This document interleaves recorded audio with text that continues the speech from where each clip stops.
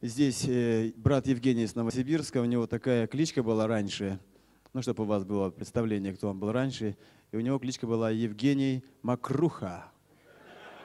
Макруха. То есть он, видать, там кого-то мочил или что. Ну, Евгений, пожалуйста. Слава Богу, что он сейчас уже не Макруха. Слава Богу.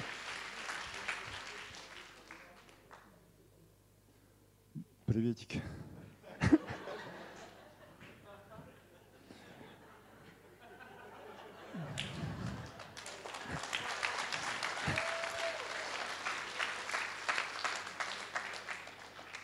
Я просто так переживаю Бога на этой конференции. Самое важное в моей жизни – это не то, что Бог освободил меня от наркотиков, от курева, от пьянства, от блуда, там, от всего. Просто Бог освободил меня от зла. Вы просто не представляете, каким я был злым человеком раньше. Меня друзья все боялись.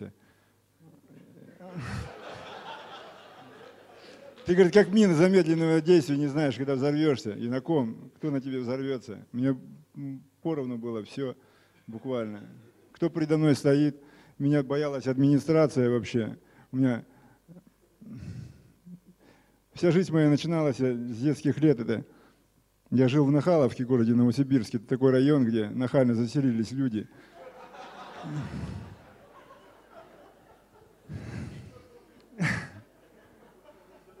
И там мы пацанами просто, я вырос на улице.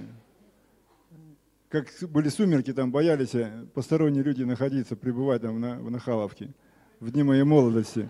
Там милиция просто, они раньше дружинили, там, ходили там по 2, по 3 человека, а то они соберутся где-то толпой в подъезде, и при виде нас они забегали на 5-й этаж и кричали: «Помогите!»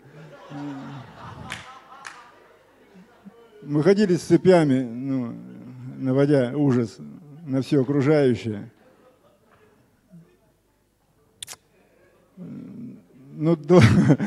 Потом меня посадили на малолетку все-таки. Я с 14 лет был, у меня мамка просто партийный лидер, и она все, из-за нее меня не садили. Она хлопотала все о моем. С 8 класса меня кое-как просто глазки все закрыли, и вот смотрели «Ералаш, прощай, Вася». Вот меня также со школы провожали учителя. Определили в училище, на 2-м курсе меня оттуда выгнали. Просто я там всем надоел до такой степени. Опять мамка пошла похлопотала меня на Чкаловский завод. Второй разряд токаря дали. Но там мне попался напарник, который 7 лет отсидел, только освободился. И вот мы с ним сразу закурлыкали. Через некоторое время меня посадили уже, все.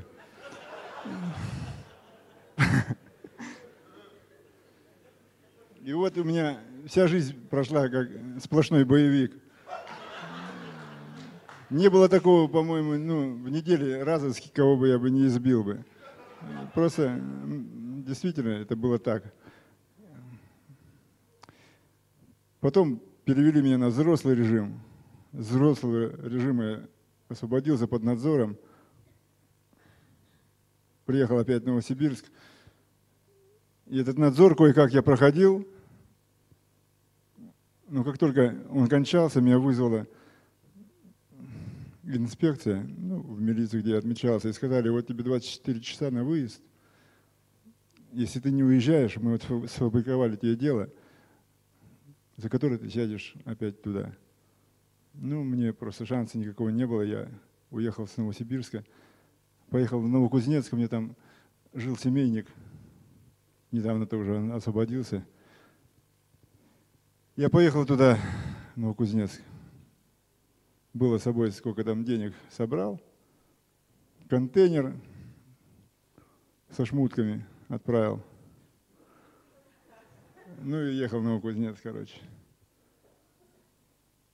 С этим Геном мы прокуражились буквально неделю, деньги все пропили, которые были. А его посадили, тут нежданно-негаданно, он там подрезал кого-то в автобусе. И мне говорит жена, ну все, что, дорогой, ну приехал Гений, Гена нету, давай вставай на лыжи. Ну, пришлось вставать на лыжи. Ни прописки, не успел ни прописаться, вообще ни денег, ничего нет уже, все. А где кушать хочется всем? Ну, пошел вычислять дядек с большими кошельками. Ну и так началась моя там жизнь в Новокузнецке. Дальше больше, потом переключился на ларьки. Ларьки стал ставить.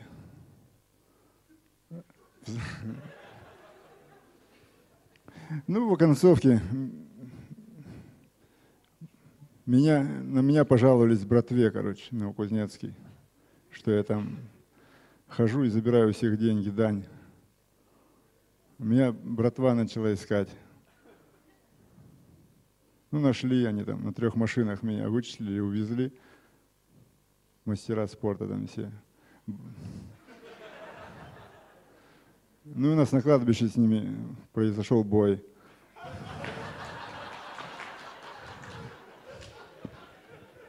Ну что, действительно, я там, ну они думали, что я заднюю там включу, испугаюсь.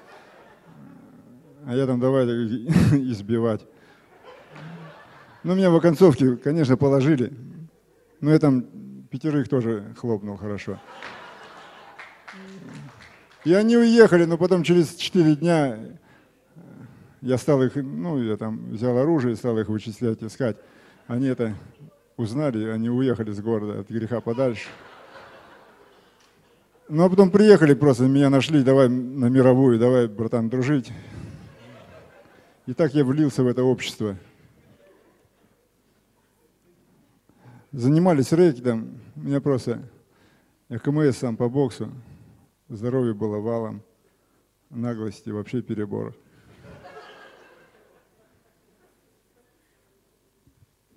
И не поделив иномарку, в 92 году только 2 иномарки заплыли в Новокузнецк. Ну, одну хотел забрать я. Там долгами обложил одну женщину. Она, вернее, ну, была должна, но не настолько. Ну, тут ей автомобиль попался так. Но она не хотела его отдавать, так как ей было его жалко. А с ней неформально там жил один ОМОНовец, но она ему пожаловалась. Тут собирает команду, группу захвата, и поехали на разборки. Ну, приехали ночью ко мне домой с подельником. Моего подельника вывезли, там жестко избили и привезли его. Ну, пытали, где я нахожусь. Он им показал, но они ворвались через балкон ко мне домой, а мы там с пацанами сидели, пиво пили. Но они залетели, там группа из 5 человек гладиаторов, там все поломало быстренько, что можно было поломать в квартире 3-комнатной. Ну, у меня там был сейф с оружием. Я достал карабин, и у нас перестрелка завязалась в квартире. Меня ранили в 5 местах, прострелили локоть, 3 пальца, ногу, шею. А я застрелил замначальника 6-го отдела города Новокузнецка. И ушел еще от них на машине. У меня машина стояла под балконом. Ушел. Ну, к девушке уехал просто. Сначала к пареньку, к милиционеру. Хотел у него скрыться. Думаю, первое время перекантуюсь. Но слава богу, конечно, что я туда не пошел. Вернее, пошел, меня не открыли там. Я сел и уехал дальше. Ну, с собой взял деньги, автомат, паспорт, документы все. И уехал к девушке, которую мало кто знал вообще из моих друзей. И у нее укрылся, она меня там перевязала, как смогла, просто обалдела при моем виде вообще, когда я завалился к ней. Ну и утром началось в Новокузнецке переполох. Что только не включи, какой-то радиоприемник или телевизор, моя физиономия и розыски федеральные. шмонали все машины, через каждых 100 метров посты ГАИ были, стояли. Просматривалось все буквально. На каждом углу мои фотографии, на каждой автостоянке мои фотографии. Через каждый час по телевизору объявка о моем розыске. Меня объявили вне закона. Давали большую сумму денег о одном телефонном звонке о моем местонахождении. Но я лежал, было все прострелено. Все пули были на вылет, кровь хлестала просто и хлестала, не переставая. Но я понял просто, что я, если буду так лежать, находясь дома, я просто умру от потери крови и все. Надо что-то было делать. А что делать? Нужно, значит, ехать куда-то в больницу, а больницы все перекрыты. Как-то надо было добраться. Но это был шанс выжить. Но я им воспользовался. Маринке говорю, давай садись за руль и вперед. Она села за руль, я на заднее сиденье взял автомат с собой. И мы поехали. Если кто-то меня бы остановил, я там начал бы, конечно, бы защищать там свою честь. Ну, слава Богу, просто мы проехали 2 поста ГАИ, номера были те же, машина была те же. Бог просто закрыл им глаза. Мы проехали. Приехали в больницу. Они потом мне говорят, ты что нас, говорит, вычислял, что ли? Что там просто получилось такое, что там одна команда ОМОНовцев контролировала 2 больницы. Один старый корпус в Новокузнецке, на Запсибе. Может, тут знаете, кто Новокузнецк. А другой новый корпус. Вот я приехал в старый корпус. А поступил телефонный звонок с нового корпуса, что я якобы туда приехал. Они снимаются, уезжают туда, а я сюда. Захожу в больницу, под автоматом заставил в реанимацию, там зашел, врачей собрал в ординаторской. Заставил делать операцию мне. Мне все дырки смазали спиртом. Сказали, что у тебя началась гангрена, тебе кисть надо отрезать. Вот это. Ну, я им сказал, что сейчас ампутирую всем голову здесь. Если кто-то еще что-то вякнет. Забрал у них наркотики все и уехал. Но на следующий день было еще хуже просто. Боль была действительно, аж наркотики уже не цепляли. Кровь не останавливалась, так же лилась. Рука синела, вообще наколки не видно было уже. Ну, решил ехать опять ампутировать руку. Маринка уже не могла сесть, ее там контачила. Я позвонил другу, друг приехал за мной. Нива тонированная, черная такая. Я в нее прыгнул, он меня увез на больницу. Ну, Маринку запустили, чтобы она там простреляла все. Ее там арестовали, она завизжала. И мы сделали оттуда ноги. За нами погоня, мы ушли от погони. На Ниве не знал, что она такая проходимая оказалась. По стройкам, по буеракам мы свалили от них. Ну, я просто остановил машину, сказал, давай, Вадим, уезжай, я останусь здесь. Потому что через дней 15, через некоторое время приедут, заберут, номер машины знают, кто чья. Маринка арестована, уже на хату не пойдешь. В кустах просидел до темноты, ночью пополз там, к ближайшему другу. Друг открыл, у него было на глазах слезы при виде меня. Он был весь избитый, жестко. И говорит, Жень, извини, братуха, ты труп. Ты живой ходячий труп. А у нас, сам пойми, дела, братва, семьи, дети. Что нужно? Бери, уходи, чтобы я не знал, где ты будешь. Ну все, я что, ручкой помахал, ушел. Выйдя на улицу, мне пришло такое разочарование в жизни, во всем просто. Такое отвержение, просто такая боль внутренняя. И я не знал выхода. Выхода нету. Жить хотелось. Как? Вопрос. Дополз до телефонного автомата, там позвонил жене. Ну, я был с ней в конфликте в очередном. Я там как куражиться начинал, она сразу уезжала к теще.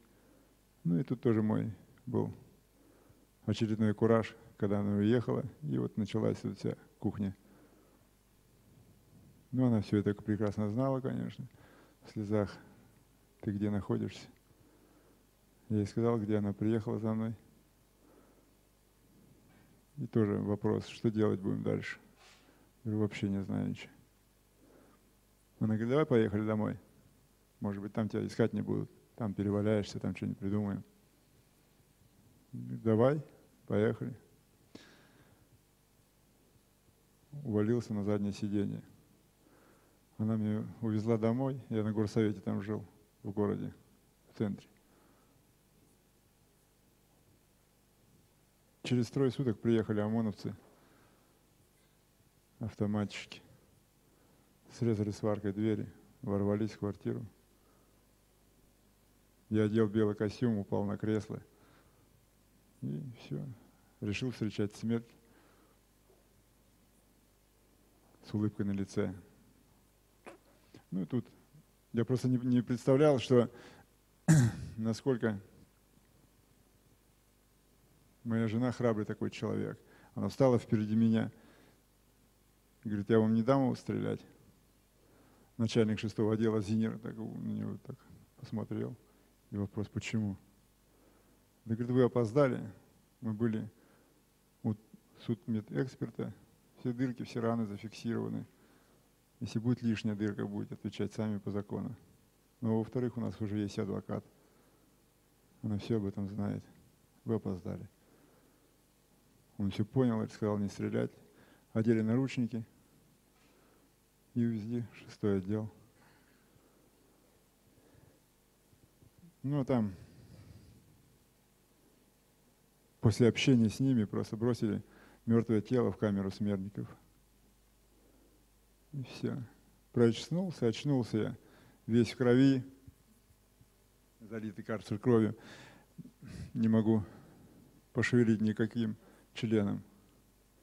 А раньше надеялся на себя, на свои силы, на свои возможности, на своих друзей, на свои связи.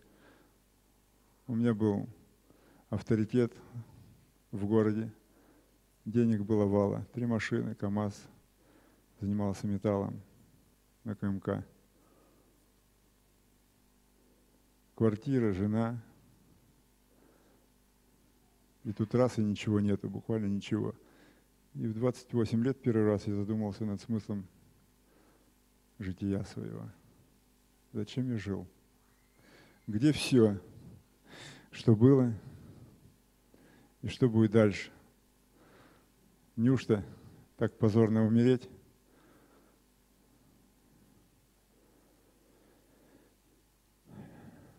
Боль просто еще от одиночества, от отверженности, от всего, просто все смешалось и сразу.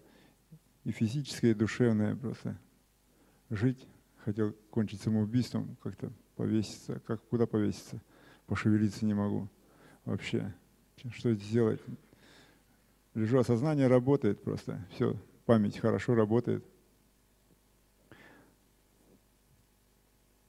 И тут заговорило радио, заговорило оно об Иисусе Христе. Что есть Бог, который любит нас.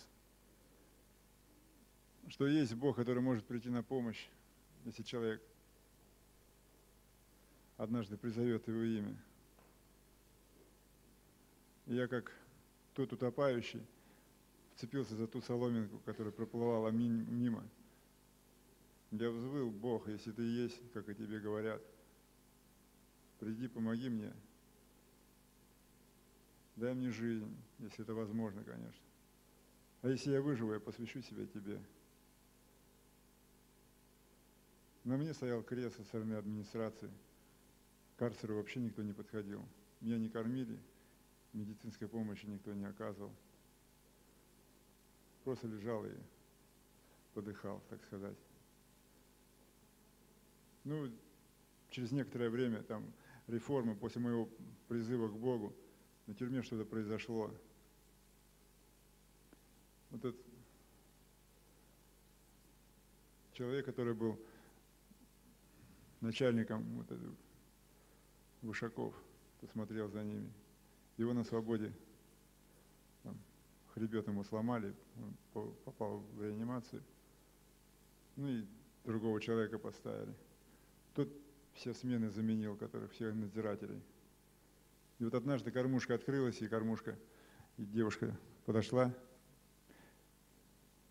и стали мы с ней общаться. Она смотрит на меня: ты кто такой?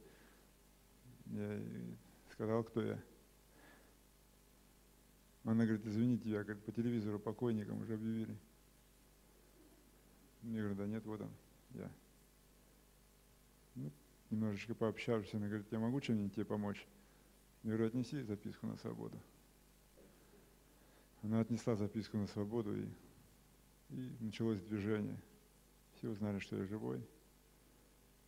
Она стала теми ногами Господними, которая стала меня кормить, делать уколы, перевязывать. Я пошел на поправку. Через некоторое время пришел ОМОН, хотел попасть ко мне в карцер. Я сидел, молился, у меня там было 2 булыжника, я там кабру ковырял, когда. Думаю, сейчас карцер, если откроется, это встречу пару человек.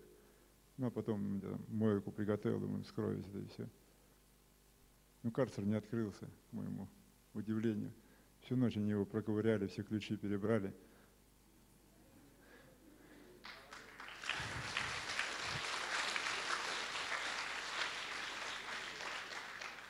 Потом суд, там, 7 судебных процессов, как бы меня не хотели они подвести к высшей мере наказания, у них не получилось ничего. Дали мне по 102, 15, 5 крытых. С приговором мы, конечно, были не согласны, все категорически, но они там все сфабриковали дело такое. Ну, адвокаты поехали в Москву делать, мне там 2 самых навороченных по Кузбассу адвоката защищало меня. Они поехали в Москву делать пересуд, и мне 102-ю сбили там на 103-ю, дали 10 лет строгого режима. Но слава Богу, после осуждения меня перевели в общую хату. Ну, там я недолго пробыл за мятеж там, и пьянку. Там нас хотели избить 2 камеры. Но мы с братой вылетели, там их самих избили, мусоров, забрали у них там все оружие. Ну, у нас хозяин просто прибежал, хозяин тюрьмы, там много всего. Попросили нам отдать оружие и, дескать, обещание, что нас никто пальцем не тронет. И, меня перевели в одиночную камеру дальше. Так я около 2 лет провел в одиночной камере, там сидел. Читая, а я ревновал по Богу, просто я не знал, кто Бог. Мне пацаны тусанули там иконку Божьей Матери. Я смотрел на нее, и молитва даже не шла у меня. Просто, какой это Бог? Деревяшка, картинка. Какой это Бог? Это разве Бог? И однажды паренек один подбежал, у него там, я сидел в 26-м карцере, а он в 23-м. У него сантехника лопнула, там труба, и у него работали сварщики. И они подбежали, они у него стали работать, а он подбежал к моему карцеру и смотрит, посмотрел на меня, волчок, и убежал опять. А потом через некоторое время мне пишет записку. А у меня кормушка никогда там не закрывалась, я там для общения у меня всегда было открыто, чтобы прохладно было в карцере. Милиция так шла на уступки мне. И он говорит: я вот посмотрел на тебя, ты такой общительный, хихи, ха-ха, чи-чи, га-га, там постоянно там угораешь. А я в глаза твои посмотрел, а там, он говорит, тоска. Я к зеркалу подошел, смотрел в глаза свои, думаю, какая тоска, кого он там попутал, что ли? Ему орут: ты что там, попутал все на свете, я тебе дам сейчас тоску. Но он говорит, Не обманешь же себя, внутрь себя загляни, когда остаешься один, что у тебя внутри? Но я стал размышлять, действительно, пока чуть-чуть с кем-то общаешься, вроде ништяк, только один остался, и все, и такая волна тоски нахлынула, это одиночество. Ну и он мне молитву покаяния там пишет, «Отче наш», молись вот этими молитвами, тебе будет легче. А если хочешь узнать по Боге побольше, ты мне скажи, я тебе напишу. Я ему говорю, давай, катай. И он мне написал 12-листовую такую тетрадку, от бытия до откровения, и там в сжатой форме вся Библия, и там несколько псалмов. И я эту тетрадку поедал просто, мне так она нравилась, мне все было интересно. Я ее глотал, прям на нару стану, вот так, на коленке, и читаю. И тут в один вечер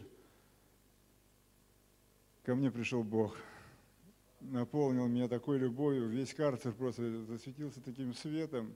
Он меня освободил моментально от зла. Просто любовь, я себя ощутил младенцем. Я никогда под наркотиком такого кайфа не ощущал никогда. И тут такое блаженство, я так стою на коленках и прославляю Его. Господи, как Ты благ. И у меня действительно открылись глаза, открылись уши. Я увидел тараканчиков, крысок, мышек. Я стал с ними общаться.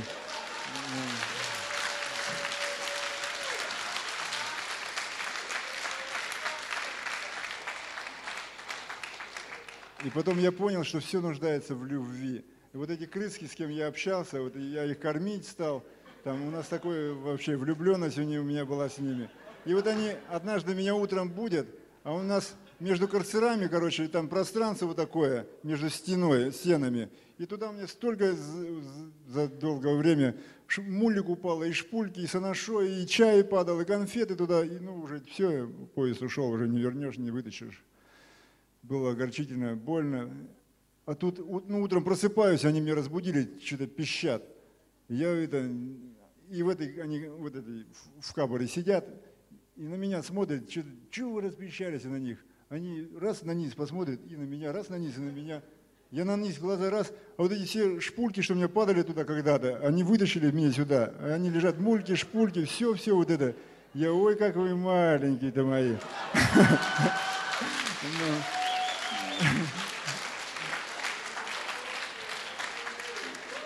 Ну и, короче, долгий процесс. Вот так вот я родился свыше. Потом Бог повел меня в колонию. Просто сердце поменялось. Я пришел в колонию, встретила братва, такой же старый человек, с теми же раньше принципами, те же ценности были сначала. И я вроде бы их не замечал того, что также играл в карты, также курил аношу, также пил водку, также бил непокорных людей. А потом просто стал ощущать, что в этой компании, где я нахожусь, я стал видеть эту гниль, эту ложь, вот эти все красивые слова, дел никаких. И я стал устраняться от них. Уйду, тусуюсь один где-то. И там у нас строился молитвенный дом в зоне. Я туда подойду, смотрю, они верующие там тюкают потихонечку, что-то общаются, чичи-гага у них усядусь и слушаю, задаю вопросы. И тут они как-то, у них цемент кончился, и сидят, ничего не делают. Я говорю, что вы не делаете, что строительство замерзло? Да вот цемента нет. Как-то, что в зоне цемента нет? Да комендант не дает. Ну ладно, что? Ну я тайно от них пошел к коменданту и говорю, что за дела, ты что натворил? А он ныряет постоянно к нам за чифером, за курем там. Я говорю, ну я тебе тоже обрежу там все. Он, да ты что же, базару нет, сколько им надо? Я говорю, ну сколько им надо туда, и что? И смотрю такие, аллилуйя, Иисус жив, цемент послал. Сам комендант пришел, говорит, цемента дал нам сколько надо. Так классно. Ну и потом начали заходить верующие. Ну и я стал туда ходить потихоньку. Пока лето, стану там, ухо грею возле этого. Возле окошка слушаю, что там говорится, о чем. Ну а братва там, вот эта ботва там все. Что ты туда ходишь-то? Ну, ты посмотри, там вся нечисть собралась в колонии, и ты там, ну, интересно хожу, а что, нельзя что ли? Да нет, ничего, просто, что. Потом стал внутрь заходить. Мне такие же вопросы, что ты там делаешь-то? Ну что ты делаешь? Ну что в столовой все делают? И в бараке что тут все делают? Все живут же. Ну, у каждого свой угол. Что делают? У каждого своя жизнь. У меня там своя жизнь. Что? Ну и все равно нет. Что люди скажут, что люди подумают. Да что, мне какая разница, что они подумают. Ну и продолжал ходить. А потом просто сказали мне: Женя, ты хороший парень просто, ну, мы устали мириться с этим. Определяйся, братуха, что, или Бог, или мы. И вот для меня было это первое в жизни искушение такое, как палкой по голове. Выбор, решение принять. Кого выбрать?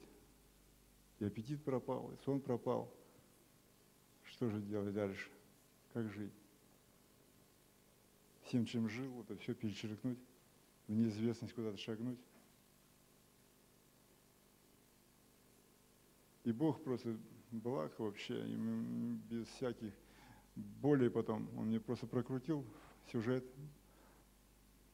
кинохроники в моем сознании последних буквально лет, когда меня люди отвергли, когда я валялся там, вздыхая, когда молил о помощи. Где были люди? И ты пошел опять за людьми. Мне не людей какие-то считаешь. Ты покойник был. За кем опять ты идешь? И я просто уже воодушевился, слава Богу, прости меня, Господи. Пошел и сказал братве: я выбираю Бога.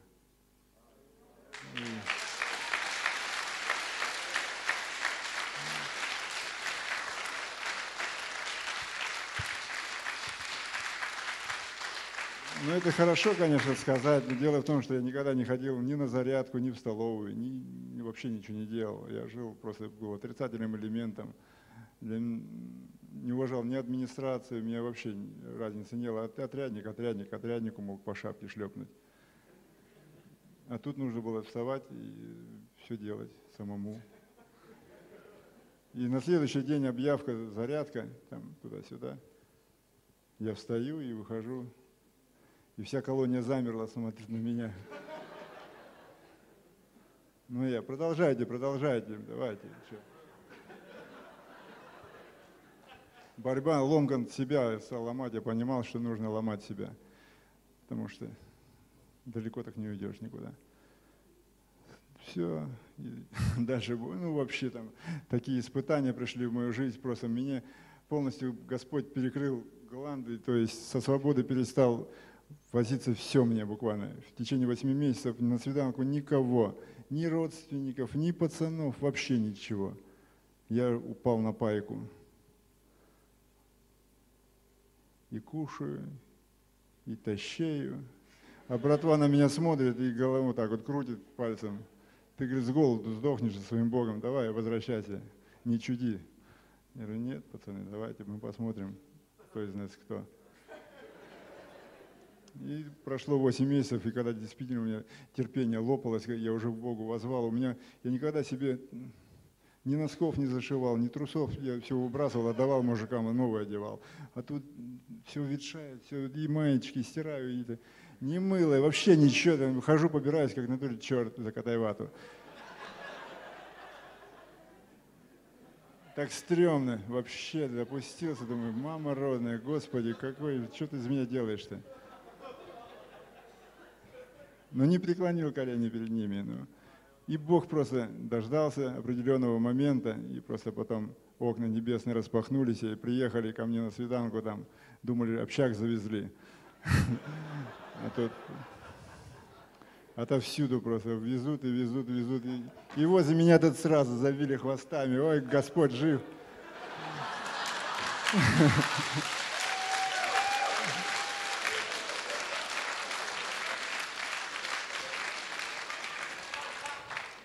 Ну, потом, это долгая история, время кончается. Но я вот уже 4 года как на свободе. Вышел, не было вообще ничего, жизнь началась вся с нуля. Бог возместил просто мне все, что дьявол у меня однажды забрал. Он дал мне У меня был двухсторонний распад легких в колонии, он мне полностью исцелил от туберкулеза, дал мне чудесное здоровье. У меня 2 работы, у меня чудесная жена, самая красивая в Новосибирске. У меня служение, которым я занимаюсь, сейчас хожу в тюрьмы, рассказываю, что Бог, Он живой и реален. Люди это видят, ну, слава Богу, то ли еще будет. Спасибо.